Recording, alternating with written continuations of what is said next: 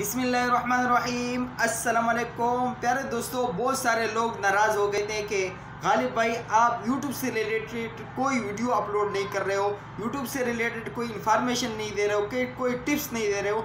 आखिर ऐसी क्या वजह हो गई थी? तो प्यारे दोस्तों, मैं गांव चला गया था और अभी अल्हम्दुलिल्लाह मैं घर वापस पहुंच चुका हूं।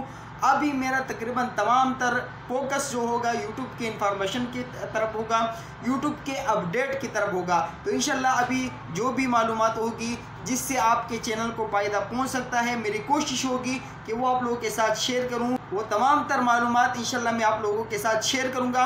बहुत सारे लोग नाराज़ हो गए थे क्योंकि मैं गांव में था, गांव में नेट का बहुत ज़्यादा इशू था, तो यूट्यूब से रिलेटेड मेरी कोई भी वीडियोस नहीं आ रही थी, बल्कि गांव के देहात के जो भी इलाके थे जहाँ जहाँ मैं विज़िट करता था वहाँ की वीडियो मैं शेयर करता था।